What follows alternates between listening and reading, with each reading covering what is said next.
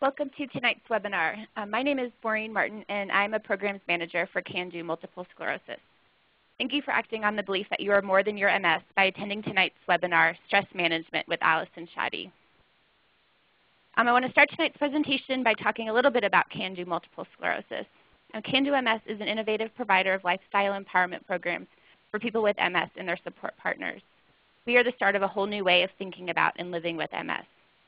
Can Do MS empowers people to move beyond their MS by giving them the knowledge, skills, tools, and confidence to adopt healthy lifestyle behaviors, actively co-manage their disease, and live their best lives. Can Do MS launched our new website last summer, www.mscando.org. Please visit the website where you can register for upcoming webinars and listen to our archived webinars. Check out our upcoming Can Do MS lifestyle empowerment programs, share your Can Do promise, and learn ways you can contribute to or get involved with Can Do MS. Just a few housekeeping items before we get started. Allison will address questions and comments at the end of the presentation, and we encourage questions and comments throughout. To ask a question, you type your question in the chat feature, which is located on the left-hand side of your computer screen. You should see a box on the left side of your computer screen that says chat. So to submit a question, type in the small box that says chat with presenters. This presentation is being recorded and will be archived on Can Do MS's website. You're more than welcome to view the presentation again, and if you've missed one of our other webinars, you can find the archived version on the website. And for those who are attending live tonight, you will receive an email tomorrow with copies of this PowerPoint presentation. As many of you discovered when you logged into the webinar, new in 2011, you can listen to the live webinar through your computer speakers rather than having to call in. So the job of the live participants tonight is to, number one, submit your questions and comments in the chat box. Number two, complete the evaluation at the end of the webinar. And number three, review the webinar schedule and register for upcoming webinars. So we have a great speaker lined up for tonight's webinar. Allison Shaddy is a licensed clinical social worker. For the last 12 years, she has counseled hundreds of chronically ill clients and their families. Diagnosed with MS in 1994, Allison works passionately to serve and educate the MS community. She is the author of MS and Your Feelings, Handling the Ups and Downs of Multiple Sclerosis. She is a regular contributor to several publications including Inside MS, Momentum Magazine, MSAA, and MS Focus. Allison speaks nationally on behalf of the National MS Society, MSAA, hospitals, and other healthcare organizations. She is a featured guest speaker for the MSAA's A Closer Look video series, as well as a guest speaker on Health Talk, Patient Power, Oregon Public Broadcasting, and other radio and teleconference programs. Allison has developed and conducted quarterly telephone educational programs for the National MS Society for the past 10 years. She is an active member of the National Association of Social Workers. So before we get started on tonight's presentation, let's do a quick survey to get a feel for who's on the call with us tonight. So I just put a survey up on the screen. So please tell us about yourself. Are you a person living with MS? Are you a support partner? Are you a healthcare professional or other? So we'll just give it a few seconds and let everyone have a chance to answer.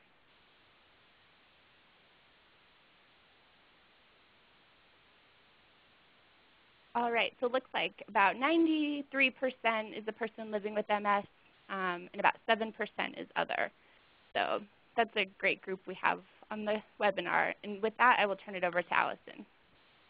Thank you so much for that lovely introduction, Maureen. And I just also want to thank the folks at Can Do MS for putting on this program and this series. What a wonderful opportunity for those of us out in the MS community who are looking for information and ways that we can improve the quality of our lives. And I want to thank all of you who are on the line today, and I just want to acknowledge that you're taking a wonderful step right here by being a part of this webinar and participating and doing what you can to learn everything you can and to access the information that will help empower you to live the best life you can with this disease. So I'm excited to have the next hour or so with you and hope that what we go over today will give you some strategies and very practical applications to your life that you can use and that will improve your life situation, improve your health, and also improve your emotional life.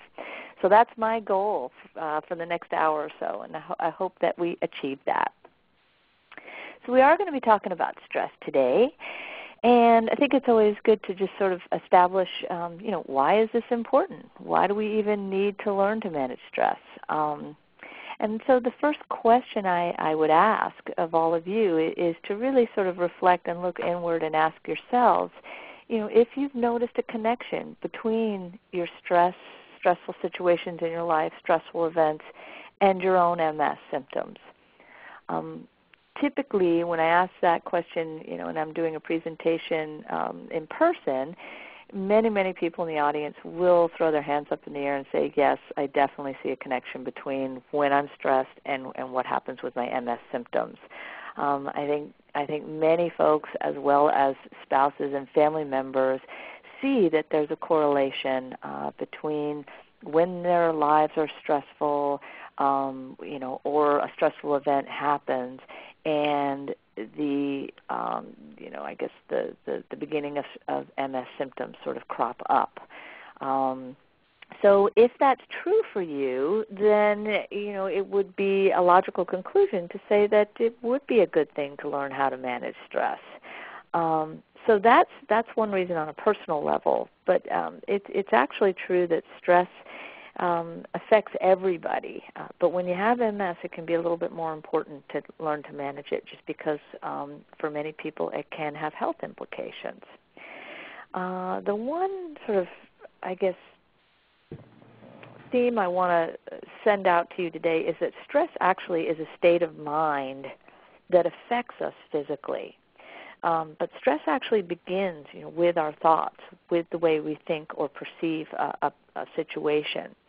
So it starts there in the mind, but then it begins to have an effect on our overall health. And for these reasons, managing stress may be one of the most important aspects of managing your MS symptoms.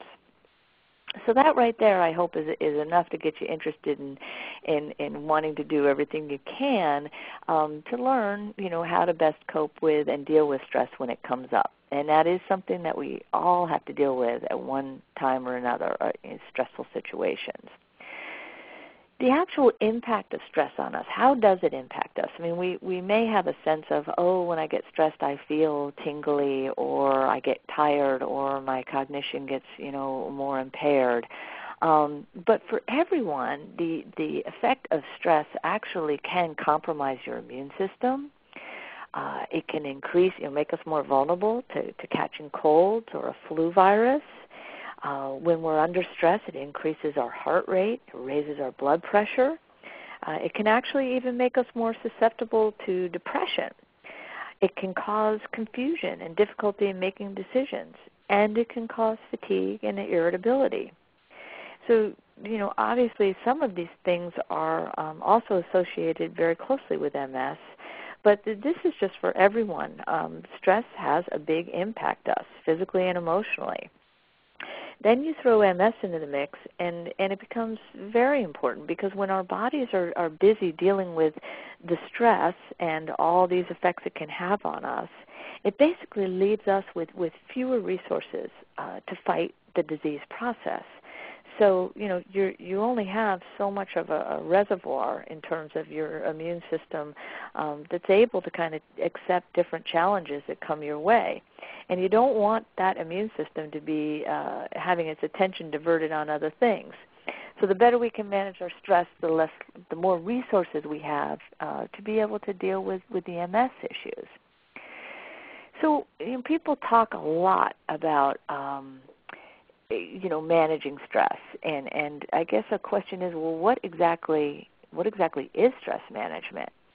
And in my mind, it means treating ourselves well, physically, mentally, and emotionally. So it's a three-pronged process. You kind of imagine a stool that you're sitting on, and you really need all three of those legs on that stool to stay in balance and to stay even-keeled. So stress management involves looking at all of these things. It also involves learning, to modulate our stress response. We don't always have control over the things that happen in our lives. We don't always have control about events, but we do have control over how we react and respond to those events. And learning how to kind of manage our stress response and keep it in check so that it's appropriate level, that we don't stay in a constant, chronic stress state, that can be very helpful and can really free, again, our resources up to deal with other things. And the other piece of stress management is learning to listen to our bodies and honoring what our bodies are telling us. So our bodies really do a good job when we are kind of ignoring things. They do a good job at getting our attention. And our body wants us to tune in. It wants us to listen.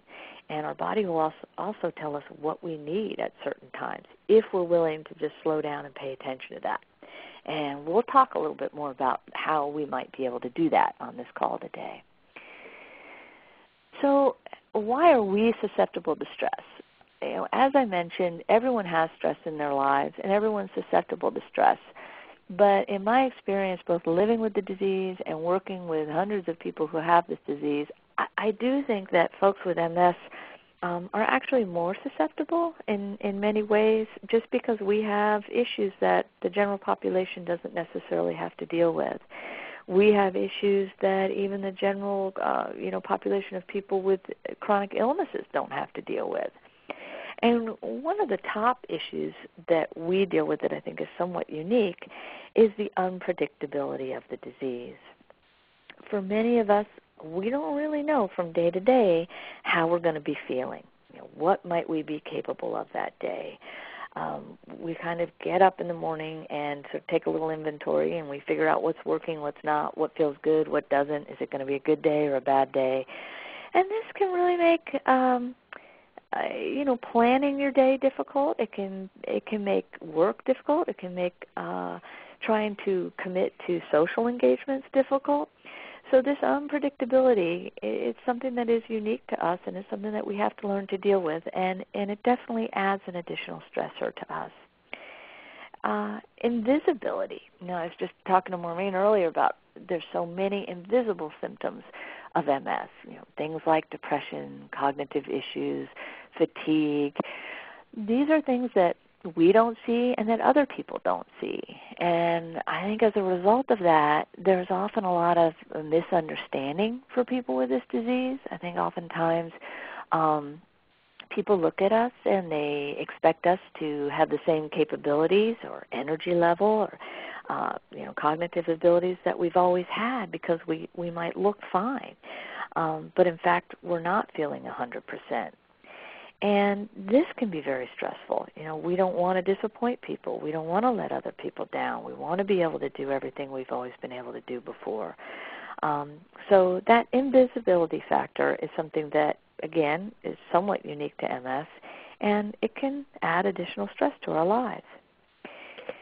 The third one is finances and employment. And unfortunately, oftentimes, MS is and it can be and is an expensive disease. And for many of us, when we do get MS, it can have an impact on our ability to work and our ability to bring in income.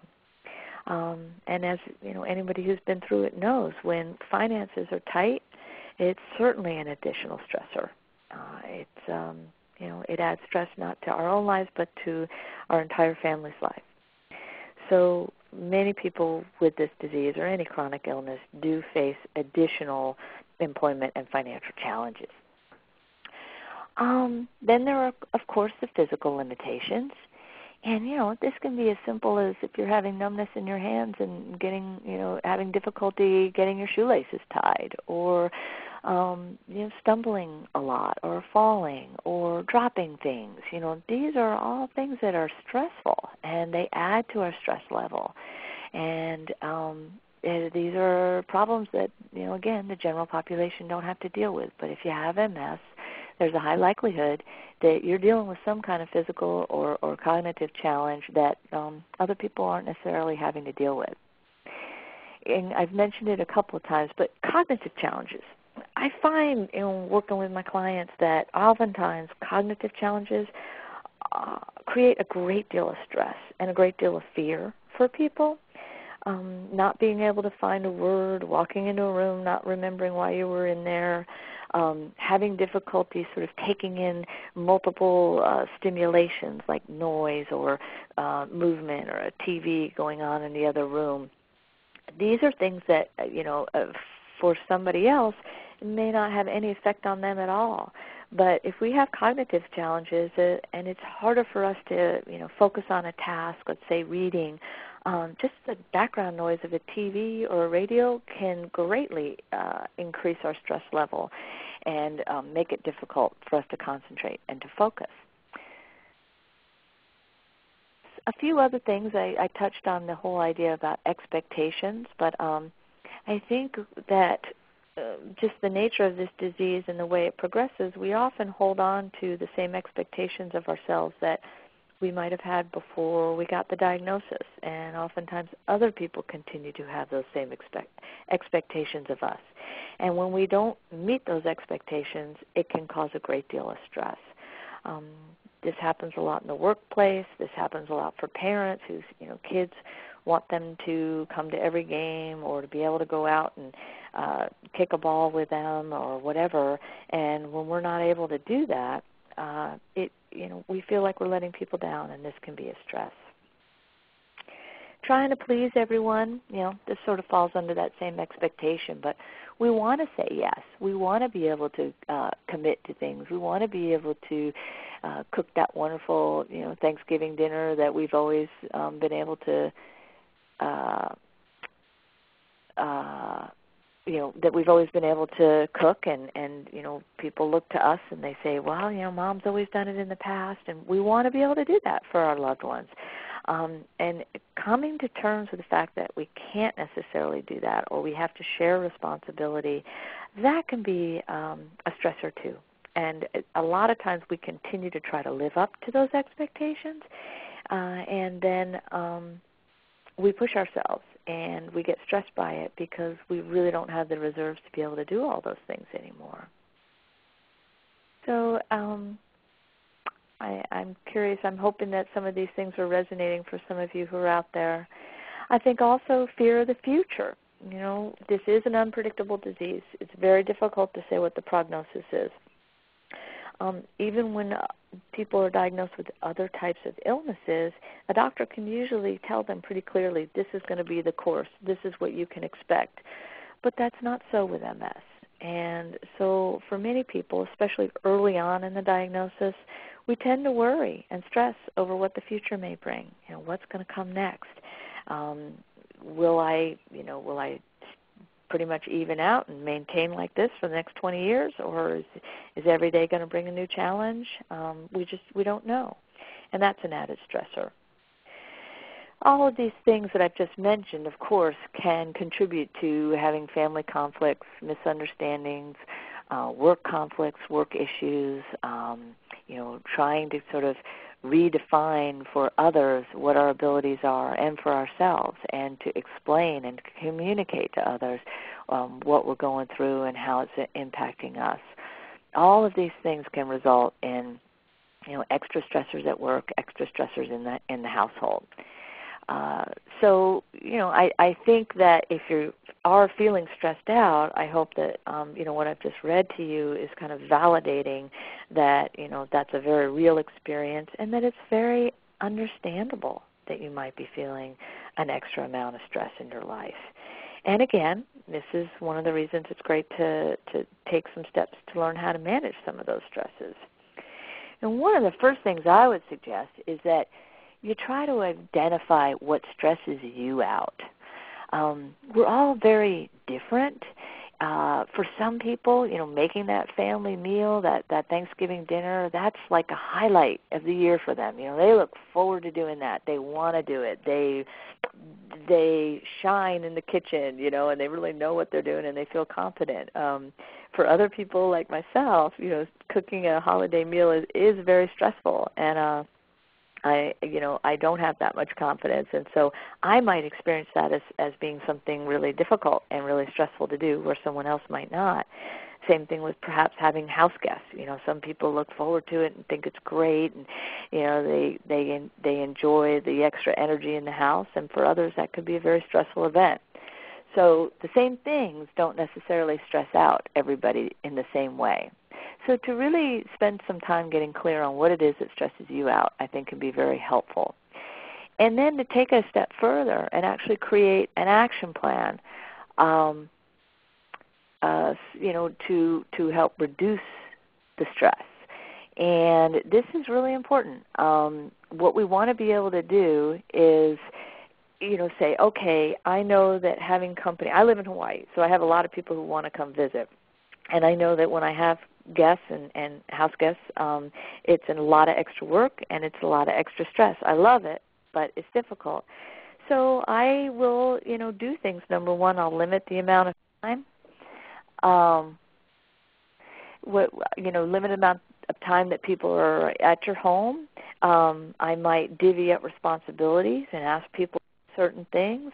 I might let people know that I'm going to need time to take a nap. That they'll need to go and do something on their own in the afternoons because it's too much for me. And so, it becomes less stressful when I sort of put parameters around it and I have a plan of action and I have ways that I'm going to deal with it. So whatever your stressor is, think about that. Think about having an action plan and what can you do to help make it a little bit less demanding or less stressful on you. Also know your physical stress symptoms. And again, these are very different for everybody. Some people, when they're stressed, get a headache. Some people get a stomach ache. Some people feel anxious. For me, I know that numbness is one of my warning signs. That's kind of my MS's way of getting my attention and tugging on my sleeve. And when I start to get numbness, I know I'm stressed and I know I need to back off. And again, that's that part of honoring your body, listening to your symptoms, listening to the signals because your body's trying to tell you something. Many of us experience stress physically before we really even know mentally that somebody or something is going on, right? So again, it's our body saying, hey, pay attention, you're overdoing it, or I'm feeling stressed, or I'm feeling like I'm doing too much. And a lot of times we're just conditioned to push through things and we don't pay attention. So right here, right now, I'm asking you to slow down and honor it when you hear your body telling you it's been pushed too far, and know what those symptoms are. Okay. Take control. Studies show that it's not so much what the stressor is how we perceive the stressor. And I just talked about that a little bit. If you can have the same exact thing happen, but how you perceive it is what makes it difficult. So for that person that's cooking the holiday meal, if they think it's a wonderful event, they're looking forward to it, they feel confident about their cooking, then they're going to feel really good about it. On the other hand, if they're like me and, they burn toast, you're not going to feel as good about it. And so the way you perceive the event is going to be what's creating the stress, not necessarily the event itself. And actually, this is the good news because we have a lot of control over how we interpret events. And because of that, we can also maintain control over stress. So in other words, a lot of this is in our mind. A lot of what we do and what we stress about is about what we're thinking, what the story is we're telling us about that stressful event. So, in terms of this, what exactly can we do? And there are some very concrete, specific steps that, I have tried to follow in my life that clients I've worked with have followed in their lives that have really been very helpful. And I think on the top of that list would be, letting go of perfectionism. If we aren't able to do things the way we've always done them, then we have to really work at, being okay with that and letting go of some of those things and giving ourselves permission to not be perfect. I often tell people, treat yourself as well as you would your best friend or a loved one. You wouldn't sit over your best friend's shoulder after they got diagnosed with MS and, beat them up, telling them that they need to still do everything they've always done 100%. you would say to that person, cut yourself a break, give yourself some slack, be gentle with yourself, be kind with yourself. And, I would ask each of you listening to do the same thing, for yourself that you would for a good friend. Tell yourself the same messages that you would tell someone that you loved very much. Treat yourself at least that well. And number 2 is try not to compare yourself to others or how you used to be. They talk about this sometimes in yoga. Don't look at the person next to you. They may look like they're doing the pose perfectly, but they're really not. Everybody does things in their own way. We all have our strengths and weaknesses. We all have our vulnerabilities. And, something that someone else may do really well may not be your strength, but you might do something that they don't do really well. Perhaps listening or, being a good friend. There are many things that I'm sure you do well, and it doesn't really serve us in any way to kind of compare ourselves to others, or even to beat ourselves up saying, I used to be able to walk 3 miles, and now I can just get into the kitchen and back. It doesn't lift us up. It doesn't support us, and it's really important that we spend time doing things and thinking things that support us and that build us up. Another thing that's helpful is to let others help when you need help. I think that it's really important to let family members and friends, if they ask, how can I help you? How can I assist you? What can I do to make things easier? Let them help. It is not a sign of weakness to let somebody else step in and do something for you. And my experience is it makes the other people around us feel better when, we let them support us and we let them assist us. And sometimes that help may just mean, being a good friend and listening to us vent for 20 minutes. That may be how they can help. Maybe it's taking your kid to the soccer practice one afternoon so that you can nap. But, allow other people to help you. It's not being a burden. It's giving them an opportunity to be involved and to feel like they're a good friend to you. It often is a win-win situation when other people are allowed to help and are allowed in. And then very simple things like eating well, maintaining a routine, trying to get exercise. Oftentimes my clients will come in and say, having MS was a real wake-up call for me in terms of, learning that I needed to take better care of myself. And that, I needed to cut out some bad foods, bad habits, drinking, smoking, maybe even the time we spend with negative people who are dragging us down. Getting a chronic illness is actually a great excuse to kind of begin to do, make those positive changes that maybe we've thought about doing for a long time but just didn't really have the motivation. You get MS, and it's a great motivator to begin to do the things you need to take care of yourself. And maintaining a routine is often a great way to manage both stress and fatigue. We get to know sort of what our limits are and what we can and can't do when we have a routine. Eating well, eating healthy. I know that the Can Do Center just had a program recently on nutrition. There are really a lot of things we can do to sort of fuel ourselves and our bodies in a very positive way that gives us energy and helps us feel good. And when we feel better, we feel less stressed. Getting that sleep, making time for naps during the day, even if you don't fall asleep, if you can take 20 or 30 minutes out of the day to just go into a quiet room, turn the lights down, take a few deep breaths. You may even want to do that now on this call. Just take in a few deep breaths and see how it kind of slows things down for you and helps you to get in a more relaxed state. When you're trying to take a nap, I really encourage you, don't unplug the phone, don't have music on, don't try to read. Just lay with your eyes closed and do some nice deep breathing. Even if you don't fall asleep, you've taken that time out to kind of reset yourself, and it's a wonderful way to manage stress and to get yourself sort of settled back down. It's kind of nice to do it, later in the afternoon, maybe 2 or 3 o'clock. It can give you a second wind for the rest of the day and for things that you might have to take care of that evening. So giving yourself permission and taking the time out,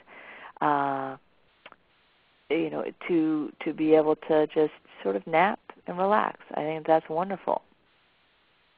So I touched on this a little bit, but finding some kind of exercise each day that you can do. And I mean, there are many, many different options out there. And I know for lots of folks, you may be, in a wheelchair or using a scooter or not feel like you can do much of anything. But there are great videos out there. There's even an MS video out there by a woman who has MS of just exercises you can do in a chair. But, if you're having trouble with exercise, trying to maybe see a physical therapist and working with somebody to look at what exactly you can do. Some people find getting in the pool is wonderful, and a lot of things that they might not be able to do, on the ground, they can do in the pool. I think, just to add to this, doing it with a group of people, if there's a class or aqua exercise class at your community pool or something like that, or a yoga class, or I try to work out with 3 gals 3 days a week, and we meet and we commit to each other and we show up, and it makes a big difference knowing that somebody else is going to be there. And I don't need to go too much into this, but there are tons and tons of studies that say that for everyone, no matter what your physical condition, exercising is great for stress. It just gets those endorphins, going, and gives us an outlet to kind of release pent up, emotions and stress, and it's wonderful. So finding that way that you can exercise that doesn't wear you out, but that does give you, a bit of a challenge, I think is very important when you're looking at creating a stress management plan. Communicating your feelings with others, as I said, so much of what is stress begins in our mind, and it is, an emotionally based condition. So when we are able to freely communicate with others, we're not penting things up, we're not holding things back, we're going to feel less stressed out. If we can do it in a positive way, in a loving way, we feel heard, we feel better understood, and that definitely can reduce the amount of stress that we're experiencing. So that's something else that would be great, to just take that time when you are feeling upset or something's bothering you, go ahead and take that step to let others know what's going on inside. If this is really difficult for you, you might want to try to work with a counselor to help you get the tools you need to be better at expressing your feelings. Another thing I find a lot of clients sort of stressing about or upset about is that their family doesn't get it. They don't understand. They're not as helpful as they would like them to be. And this can be very upsetting for clients, for people with MS, that I've worked with. It can add to feelings of isolation, of loneliness, and I think, for the most part, families do want to help, but it is very difficult. And family members and friends do come up short oftentimes, just as we do in our lives and in the things that we endeavor to do. And I think trying to, rather than looking at, what everybody's doing wrong, if we can try to focus on, but what have they done right today, and to have a heart that is quicker to forgive than to blame, it's actually to our benefit. We feel less stressed. We feel less angry. When we can approach things with compassion rather than resentment, not only does it make those around us, feel better, but it makes us feel better. So, try to be forgiving of family shortcomings. Try to be forgiving of your own shortcomings. And I just want to add, it's not on the slide here, but to flip that around and to, when you find yourself, looking at shortcomings or looking at, things you're criticizing yourself or others for, get into that idea of gratitude. What am I thankful for? They may not do this, but what do they do? I may not be able to, do the things I used to be able to do, but what can I still do? Just sort of flipping the script and getting into the stance of gratitude it's very healing, and it's very healthy, and it can really help you manage stress. Another tip is to make time to do what makes you feel good.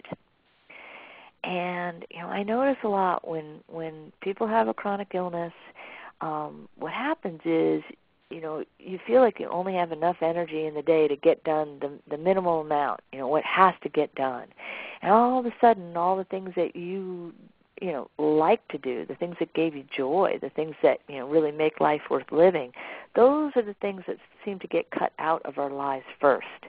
And I think that's a big mistake. I think that at the end of the day, we're not going to be sitting there saying, oh, I had the cleanest house in the neighborhood. We're going to remember the things that gave us joy. We're going to remember the connections we had with other people.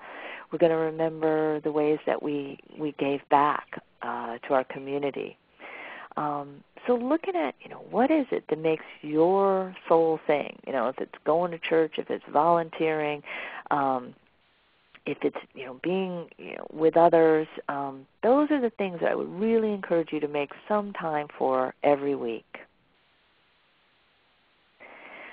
The other thing is, not to deny stress. You go ahead and acknowledge stress, and when it does come, embrace it. Say, okay, I'm feeling stressed, And if you can do that, if you can really sort of tune in to yourself, your body, what your head is saying to you, then you're able to take these action steps and do something about it. Simple little things. If you notice that you're feeling stressed and you're like, okay, it's here, I'm dealing with it, then you can do something. You can rent a funny movie. You can pet your dog or go out and throw a ball. Find a creative outlet, get with a friend, a girlfriend, pick up the phone, just read a book for an hour. Whatever the things are that, you do that you enjoy, go ahead as soon as you start feeling the stress,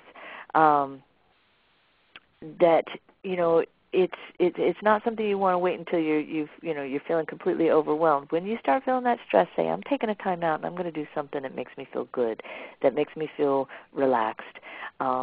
These other things really aren't that important, and they'll get done. If not today, then tomorrow. But I need to make this time for me right now.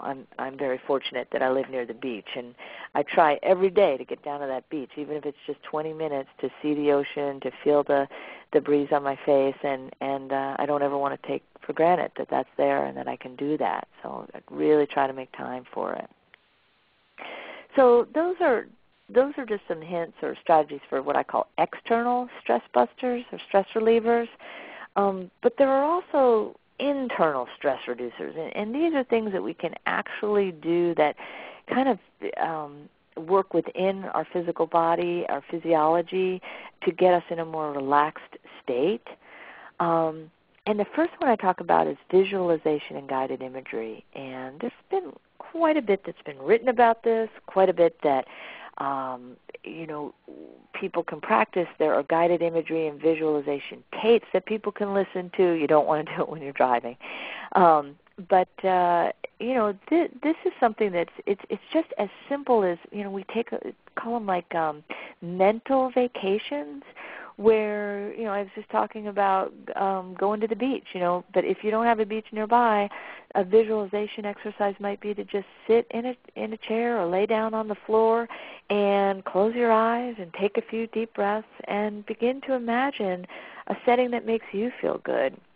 I've mentioned the beach, so I'll just use that as an example, but just feel your body maybe sinking down into the sand, and feel the ocean breeze, caressing your skin, and see if you can conjure up the smell of salt air, feeling the sun coming down on your skin and warming your skin, and just breathing that in and really kind of visiting that place mentally in your mind, just taking that little mini mental break. that's a quick, visualization type of exercise. You can also do it with like imagining the stress, busting up into a million little pieces and turning to dust. Really simple things, but guided imagery, visualization, good way to go. That's one example. Another example is just simple breathing exercises. If you're feeling yourself, your heart's starting to race, you're getting a little stressed, just imagine yourself and tell yourself, I'm breathing in peace and I'm breathing out stress. So you'd take a nice deep breath, breathing in peace and breathing out stress. Whatever it is you want to take in, imagine that on the in-breath. Whatever you want to let go of, imagine that going out on the out-breath. And just simply doing that 5 or 6 times, you'll be surprised at how it can literally change your physiology. You'll feel physically more relaxed. Your shoulders might drop. Your heart might start to, calm down. Your breathing might be a little bit slower. And the wonderful thing is we always have our breath with us. It's always right there. It's always accessible. So that's a tool that is right there for us at any moment that we can, take on. Another thing you hear a lot about is yoga. And I have started doing yoga because I keep hearing so much about the benefits, not just for the general population, but for people with MS. But I don't say that it's for everyone. I mean, I have difficulty with it, and I actually feel myself getting more agitated sometimes when I'm doing yoga. But for some people, it's wonderful. And, it is something that many, many people recommend for stress management and for relaxation, getting a little bit better stretched out, that type of thing. Some people with spasticity find it helpful. It can be helpful for balance. They're even saying now depression and cognition in people with MS. So it may not be for you. These are just ideas, and the idea is to try these things and to find the one that does feel right for you and that you can enjoy. Meditation is another one. The more they study meditation, the more they're finding that there are positive effects both physically and emotionally. It definitely does help people to relax and feel less stressed. There's a whole bunch of books out there. One of my favorites that I know off the top of my head is called Full Catastrophe Living by John Kabat-Zinn, Z-I-N-N, I believe. That's a wonderful book on meditation, and that's something that worth trying as well. Another thing is a body scan or progressive relaxation exercise where you start at your toes and clench your toes and then let them relax, and then clench your calves and let them relax, and then your thighs and let them relax, and just kind of go up your body, tightening and then letting go with the breath. So you tighten with your in-breath and then let go with the out-breath. And another one that's sort of a unique one, I think, that you don't hear about all the time that I often teach in my classes when I'm with people in person is a teapot breathing exercise.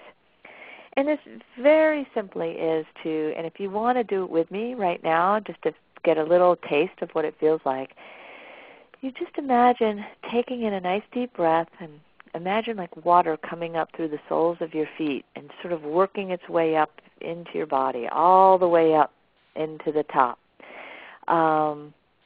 It's a wonderful way to just kind of like draw up water through the soles of your feet, and that's on the in-breath. And then on the out-breath, you release the water, and you slowly let the water drain back out through your body. So it's almost like a wave coming up and then a wave washing the stress out of your body. And as you're breathing out, you will make a hissing sound like a teapot. So you would make this sound. You take your deep breath, and then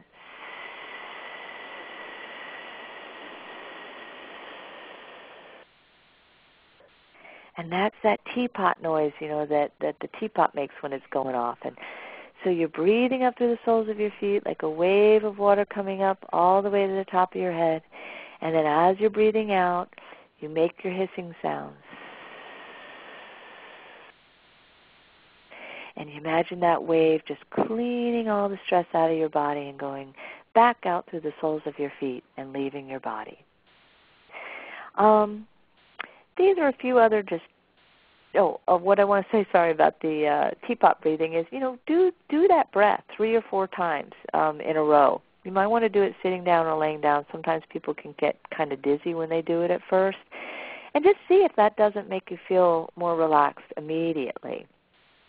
A couple of other of these external stress reducers, we've talked a bit about it, but trying to prioritize and budget your energy, what must be done versus what has to be done or what's nice to be done. What must be done or what has to be done versus what's nice to be done. Sometimes the only things we can get done are those things that have to be done today, and to be okay with that. The more organized we are, getting organized, the less stressed we are. If we're not having to run around looking for our keys, looking for our files, running out of things and having to dash to the store, those little inconveniences really add up to create stress in our lives. And that's something we have control over. We can get more organized. Really try to get a handle on what you can and cannot control. I don't know if many of you have heard this, but the Serenity Prayer is a great example of this. It's God or my higher power, grant me the serenity to accept the things I cannot change, the courage to change the things I can, and the wisdom to know the difference. So, put your energy and your stress into the things that there's something you can do something about versus the things that you can do nothing about, because that's just a waste of stress and energy. Following the 1/4 rule, you're trying to fill everything up when it gets down to 1/4, like your gas tank, for instance, so that you don't find yourself out on the side of the road, out of gas. Those are the little things in life that can add a lot of stress. If you use propane for your heat, for instance, when it gets down to just 1/4 left in the tank, fill it up. Learning to say no. I know that this is not always easy for all of us, but it's a very powerful, 2-letter word, and if you can learn to say no, it can really reduce stress in your life in a lot of ways. Just some other quick things. You can kind of read through this, but just try to do one thing at a time. Avoid procrastinating. Try to do things when you have the most energy during the day. Not everybody has the most energy in the morning, but most of us do, so you might want to do your more challenging things early on. Use your answering machine. If you are being interrupted, you don't want to answer the phone, let the service take it, and then you can go back and get to it when you need to. Having a place for everything, like keys and what have you, that's a good plan. Again, the more organized you are, the less stressed you are. And taking charge of your health care. This is definitely something that is within our control that we can do for ourselves. Researching treatment options, attending conferences and workshops, just like what you're doing today. This Can Do program has wonderful programs that are available for those of you who are listening today. They've got an incredible 4-day program. I attended it this past year, and it was awesome. And it's about taking this holistic approach and looking at everything from diet to exercise to stress to treatment options, all of it. You can bring your partner. It's incredible. So, keep up the conferences and the workshops and taking advantage of all the resources that are out there for you. The MS Society has a great lending library. We now have the Internet and these, chat rooms and what have you, where there's just so much information. Assume responsibility for your own health, because nobody is going to care as much about your health and your well-being as you do. No doctor, no well-intentioned family member. Ultimately, it comes down to us, and our health is our responsibility. So there's a place where you can take control and feel less out of control, and that in turn makes you feel less stressed. If you're having a tough time, emotionally, or stress is feeling like, more than you can handle, I really encourage you to get counseling. There are services out there that are available for people, and sometimes, it is more than we can handle on our own, and getting a professional can really help. Having a great support network is very important to managing stress. If you can participate in an activity once a week that requires you to show up, that's a great way to connect with people. Joining a support group, doing these types of things online, volunteering. all of these things are really helpful and can be instrumental in helping you build up a support network. And again, all studies show that the more supported we have, the more friends we have, the less stress and the better emotional health we have. Spiritual awareness, you don't hear people talk about this very often, and I think, again, this is so unique for each one of us, but it's really important that you define what spirituality means for you. My personal belief is that it's something greater than us. You know, it can be nature, it can be religion, it can be meditation or prayer or service to others. The important thing is not what it is, but that, you know, it has meaning to you and that you are able to define what it is for yourself. And then you want to practice your spirituality on some kind of regular basis. My feeling is, and my experience in working with others and, you know, my own personal self is that the people who have a spiritual practice tend to stay grounded. They tend to stay centered no matter what else is going on outside of themselves. You know, all those things we don't have control over. When we have a deep spiritual practice, we have a place to come home to, a place where we can get centered. So, you know, the other question is to ask yourself, what is your bliss? You know, what is it you're staying healthy for? What makes you want to fight to stay well? And again, it's different for everybody. It could be a child or a pet or your job or your spouse or some kind of creative endeavor that you want to pursue. But this is an important question. What is it that we, want to live for? And I would really encourage you, if you have a moment now or at the end, to write this answer down and keep it somewhere. And the next slide is that's my puppy Ellie. And when I think of what gives me joy or bliss, it's at this moment it's Ellie. And I keep pictures of her around, and I want to be able to get up and take care of her and walk her and enjoy her. And she motivates me, to get the most out of life. So what is it for you? Answer that question, and then have reminders for yourself every day so that when you get up and it is a crummy day or a difficult day, you've got that picture of your grandkid or, you're writing on the table or whatever it is that reminds you of why you want to stay well and why you want to stay, keep your stress in check. So practice one form of stress management daily. It's really nice if you can do this with friends or family. You want to take some time each day, whether it's napping or the meditation, to really let your whole nervous system just calm down and relax. You want to develop a spiritual life if you haven't already, or you want to strengthen the one that you have. And you want to stay in the moment, and you want to enjoy today. We just can't take that for granted. So just the final note is that stress management, this approach, it puts us in charge of our lives. It puts us in charge of our MS. And these are all things that we can choose to do for ourselves. And we may not choose to get multiple sclerosis, but we do get to choose how we manage it and how we manage our stress. And with that, I'm ready to take some questions or one more thing I just did want to say is that I have written a book. It's called MS in Your Feelings. If you're interested in exploring any of these things I talked about a little deeper, there's exercises in the book. There's more information in there. There's only so much we can get to in this hour. So just wanted to mention that it's in, it's online. It's on Amazon. It's in bookstores. And feel free to check that out if you think that would be helpful as well. Thank you so much. Thanks, Allison. That was great. So we have time for just a few questions. A couple of people had asked this one. Can you repeat the name of that book and author about meditation? Sure. I sort of just threw that out there. That was kind of spontaneous. His name is John, and it's Jon Kabat, Kabit, Zinn, Zinn, and it's Full Catastrophe Living.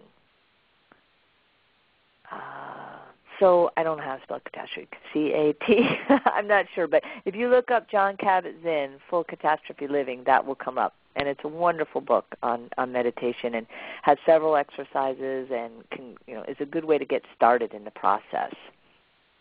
Great, thank you. Sure. So the next question, does stress affect a person with MS more if they suffer from cognitive problems? Well, I think stress can make cognitive problems more difficult. I find, and I think the people that I've worked with would tell you, that when they're stressed, their cognitive issues tend to worsen. It's more difficult, just like fatigue can make it worse. And I think having cognitive issues can be stressful. And I think I mentioned that earlier, that when we're searching for a word or we're feeling forgetful, or even for myself, I've gotten lost before. Those are very stressful incidents. And so I think both having cognitive issues and challenges can add to your stress level, and I think when you are stressed, it can make your cognitive issues more challenging. I hope that answers that question. That's great. The next question, at the beginning you had talked about creating an action plan to reduce stress. And this person asked what kind of plan and what kind of things should go into an action plan. Well, I gave the one example of, first of all, identifying what does stress you out. So it's different for everybody, and I gave the example of, for me, it's having house guests. So my action plan, so I identified that is stressful for me. And so my action plan around that would be, okay, how am I going to manage that? And in that case, I might limit the number of days the people that I have people stay at my house, even though it's kind of hard to say no, but that's what I do.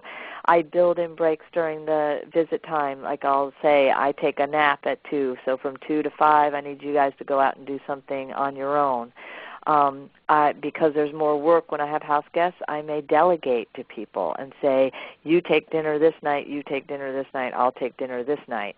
So that's just one example of, I've identified what the stressor is, and then my action plan is to basically contain the amount of time that I'll be experiencing the stress by shortening the visit, building in breaks throughout the visit, during the day for myself so that I can lay down and rest. And I set that expectation up ahead of time, and I let my guests know this is what I need to do. And then I delegate to make it less stressful so that it's not all on my shoulders when I have a house guest. So that's my example of something that stresses me out and an action plan for it. But of course it would be unique for each individual in terms of what's stressing you out, what your action plan would look like. But it's about acknowledging what the stressor is and then taking very concrete, specific steps to make that experience a little bit easier on you. Does that make sense? Yeah, that's a great answer. And we have time for one last question, and it's asking for advice dealing with the uncertainty of MS. The question is, what about when you're feeling better for a while, but the stress is begins with being worried about when your MS is going to hit again? So if you have any suggestions for that. That's a very common problem. And one thing I will say is I write a lot about dealing with fear of the future in my book. So there are several exercises in that book, the MS and Your Feelings. But I know that just a simple answer to that is that when we're spending that time worrying about what's going to happen in the future or what might happen, we're really robbing ourselves of the joy that we have today. And you specifically said when you're feeling good, you're still worrying about what might happen. I think the other thing to realize is that none of us have any guarantees in life, whether you have MS or not. I mean, I've had MS now since 1994. And I've had friends who were perfectly healthy when I got diagnosed who are no longer with us because they got some other illness and they're gone. So I think that understanding that, life is impermanent, our health is impermanent, and to use that not so much to feel fearful, but as an impetus, a motivator to really embrace the time that we have here in the days when we are feeling well. And again, just shifting that focus from not what we might have or what might go wrong, but to what we do have today and what's going right today. And again, that's easier said than done, and there are a lot of exercises that I have in the book that talk about, ways to contain fear and to kind of manage it and sort of put it in its place. But I think that idea of that none of us have any guarantees, and none of us really know from day to day what's going to come tomorrow. And so it's really important for all of us to really embrace today and enjoy it. That's great, Allison. Thanks. And do you have any closing remarks before we end the webinar tonight? Well, I went through a lot of information, and I just want to say that even if you just incorporate 2 or 3 of the many, many things we talked about today, I think you'll begin to see a real improvement in your stress levels and just in your sense that there's something you can do about stress, and in your ability to have some mastery over the stressful events that will, inevitably come up in your life, and there's no way to avoid it. But if you just don't feel like you have to do everything, just take 2 or 3 things that seemed or felt right to you and make a commitment to those things to incorporate them on a regular basis in your life. And I feel very confident that that you'll begin to feel less stressed and you'll feel like you're more in charge of stressful situations. Great. Thank you so much, Allison. This was a great presentation. Thanks to all the participants who joined us on this webinar tonight. The next webinar is May 10th at the same time, 8 o'clock p.m. Eastern. The topic is Forming Your Healthcare Team, and the presenter is Pat Kennedy, CanDo MS nurse educator and program consultant. And you can register for this and other webinars at www.mscando.org. And for those participating live tonight, as soon as this presentation is over, you will see a survey appear on your computer screen. So please take a moment to complete the survey and help us to continue to improve our webinars. We value your feedback and input. So thanks again, and have a great night. Thanks so much, everybody. Good night.